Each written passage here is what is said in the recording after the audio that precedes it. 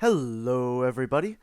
I'm Brainy Diode, and I am back with another entry in my little movie review series. This time, unlike the last time, I will be doing a completely spoiler free review. So, no spoilers here. So, if you haven't watched the movie and want to go in spoiler free, then this is fine to watch. Although, honestly, I don't think spoilers really matter as much when you're talking about based on true story movies, which this is. But if that's still important to you, even in this case, then this review is fine, spoiler free, don't have to worry about a thing. And without further ado, so I just watched Dark Waters. Dark Waters is a 2019 legal thriller based on the true story of Rob Bilott, played here by Mark Ruffalo, and his legal battle against the DuPont Corporation, which is one of the biggest corporations in America. I believe it still is, despite all of this, all of the backlash it's received as a result of Bilott's work as shown in this movie. Um, First of all, I just want to say it's based on the movie itself and based on some of the context you can find out about Ruffalo and Bilott surrounding the movie. I think it's pretty clear that this is a passion project on the part of Ruffalo. It is produced by Ruffalo, who is himself an environmental activist, and I can tell that a lot of love and care went into this movie, and I think it in large part pays off. Uh, since I started off by talking about the visuals last time, I think I'll go ahead and do the same this time. The visuals, the film sticks to a pretty strict color palette. You see a lot of blues and grays, and everything's pretty muted and kind of it's just got that pale washed out look, which I haven't quite decided yet if it's to the movie's benefit. I guess I should go over a bit of a summary of the plot of the movie first. Once again, no spoilers, so don't worry about that. So this is a story about a an Ohio lawyer, Rob Bilott, who is contacted by a farmer in West Virginia who is an acquaintance of his grandmother. Or, no, sorry, just his mother. No, it is his grandmother. Sorry, I'm getting mixed up here. The farmer in West Virginia is an acquaintance of Rob Bilott's grandmother, and he suspects his farm is right next to a newly created waste dump owned by DuPont, and the farmer suspects that this waste is having a negative impact on his farm. All of his cows are dying. The ones that aren't dying are becoming very aggressive, abnormally so. And so this farmer suspects he that this new waste dump next to his land is the cause of these problems that he started having, and so Rob Bilott starts to look into it and starts to uncover more and more of what's going on at DuPont that can have these negative effects on this West Virginian's farm, and as he discovers, it's having a lot of negative effects far beyond just the farmer in West Virginia, and having effects that are impacting, in fact, the whole nation and the whole world.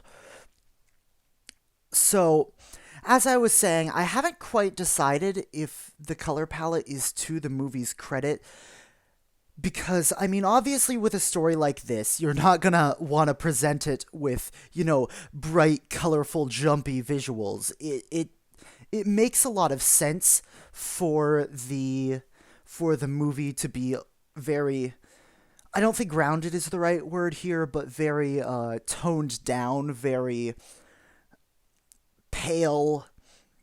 Um, I will admit, most of the reason I went to go see this movie is because I actually know someone who is an extra in the movie.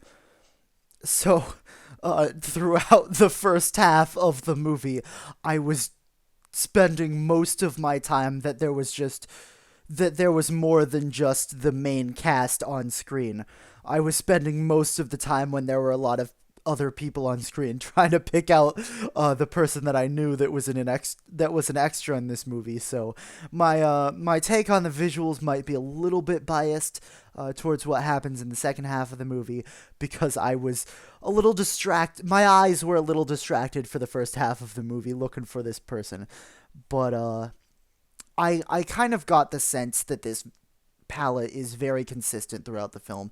And of course, it's not just blues and grays. I mean, you're not going to make a movie of just blues and grays. I'm sure you could, but it would be a big risk take.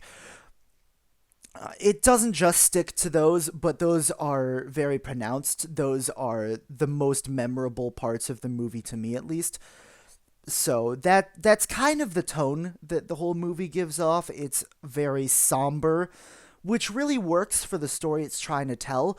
But so I can understand where it's coming from as an artistic decision, but I think that just because I think it's a solid artistic decision doesn't mean I can't say that it doesn't really look so appealing. So I haven't quite decided whether that works to the movie's credit. Like I said, I do think it works really well as an artistic decision, but I wouldn't say it's ugly enough to negatively impact the movie as a whole. I think there was potential to improve, but I wouldn't say it's bad. I wouldn't call it bad. It's definitely not distracting, and I think it works for what it's trying to put across. Um, as far as like the camera work, because this is a live action movie, so I can talk about the camera work a little bit. It doesn't really do anything inventive, but once again I don't hold that against the movie at all because honestly, if they tried to pull off some like new interesting camera techniques and they didn't work, I think that uh would have kind of distracted from the story that the movie is trying to tell. So the camera work is very basic, but I think that works just fine for the story that it's trying to tell. Um, as for other parts of the movie, I think that Ruffalo does a great job as Rob Bilott. Uh, Anne Hathaway does a great job as Bilott's wife. Um, the whole main cast does great jobs in their roles. I was really able to buy into the characters, and the acting is all really well done in this movie. Um, I'm not exactly the best judge of that, but from what I could see, the acting was all very solid. It really worked for the movie. The story now, I want to say a couple quick words about that. I'd say, for the most part, the story is very solid. The one thing I would say is a negative on the movie's part is that the pacing sometimes, honestly, often the pacing doesn't really work super well. Um, like there, for example, there's right about the midpoint of the movie, there's just this huge exposition dump that's delivered basically entirely in monologue form by Ruffalo. And I think that could have worked a bit more. It could have been a bit more engaging um, if it had been spread out a little bit more, if it had been slipped into a couple other places in the movie. Um, but I mean, at like I said, Ruffalo does a great job, and he does once again a great job of delivering this monologue. And I think for the writing that was here, the movie did about as well as it could with the material it had in the script. The it's not it's not like just him delivering this monologue to like one person. There's actually a time lapse that goes on as he's delivering this monologue to like three different people, three or four different people throughout this time lapse as this monologue goes on. So it wasn't completely uninventive. It wasn't completely uncreative. There was, like I said, I think the movie did about as well as it could do with the stuff that it was given in the script. I just think that the script itself could have been a bit stronger here. It would have worked a bit more to the movie's credit if that whole exposition dump had been spread a little bit more thin. Not That's not what I meant to say. If it had been sort of taken in chunks and spread throughout the movie instead of all just happening once, like right at the midpoint. Also, the film's climax doesn't really feel like a climax. I mean, it just kind of happens, and it felt like it was laying the groundwork for something bigger coming up, but then you just get a black screen, and the text that comes up that you can expect from just about any based on a true story movie that kind of explains where the people that the characters are based on, what they're doing as of the time of release of the movie, or kind of what the impact they left if they're no longer alive. I believe most, if not all, of the characters in this movie are still alive. Like, especially, you can go see promotional interviews about this movie's release with Ruffalo and Bilott. Ruffalo and Bilott side by side talking about what goes on in this movie, talking about the impact of this movie.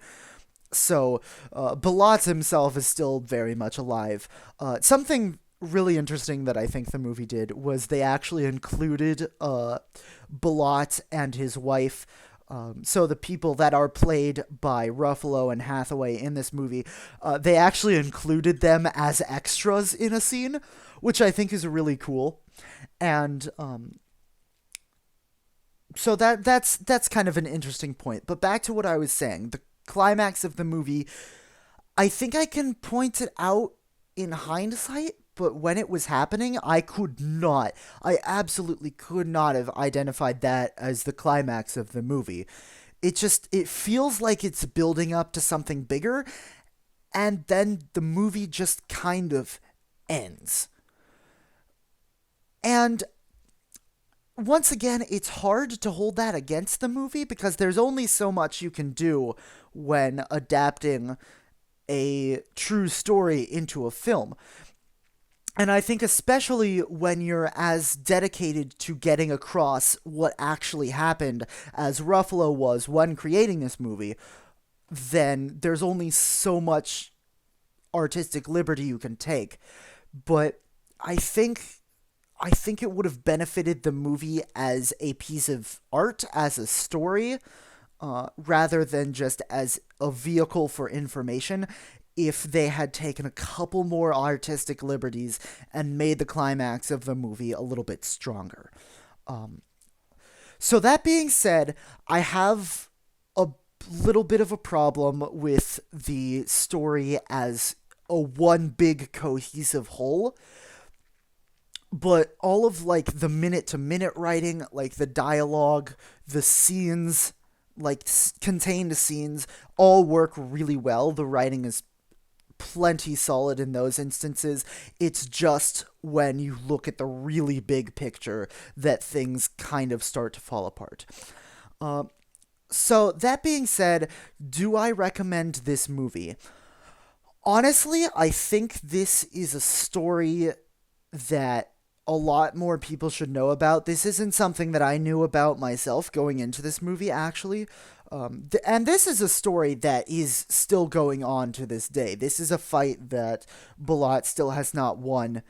And this, as you'll find out at the end of this movie, the impacts of this story are and the events that sparked the story, that caused the story to happen, the events that happened before the story starts, the impacts of those are still massive and very, very far reaching.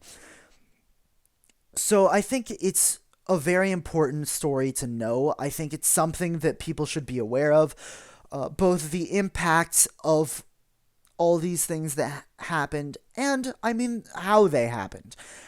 And I think as a story, this movie is, at the very least, I think you're going to enjoy it more than, like reading a Wikipedia article.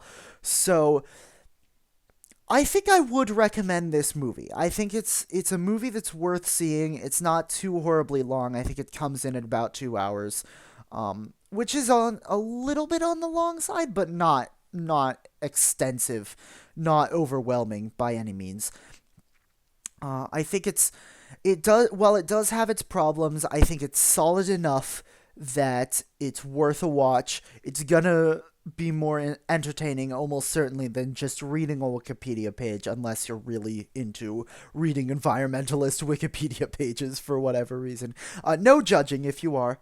I'm just saying, if you're not super into like environmentalism and reading Wikipedia, then this will probably be a more entertaining vessel to get the story across in, and I think it's going to be one of the more enjoyable ways that you can learn this story. So I do think that it is worth a watch. So that is my little review of Dark Waters. A heck of a lot shorter than the last one. And I think that's about all I had to say. So, uh, I will hopefully be putting up another one of these in the near future, talking about a much more mainstream property. And I think that based on recent releases, you might be able to figure out what I'm hinting that I will be talking about soon. But until then, have a good one. Oh, what? Hold on a sec. This movie has country roads in it? Okay, I take back everything I said. This is a perfect movie. 10 out of 10. Go watch it right now. That's all. It has country roads in it. There's nothing wrong with this movie. Perfect. Absolutely. Go watch it.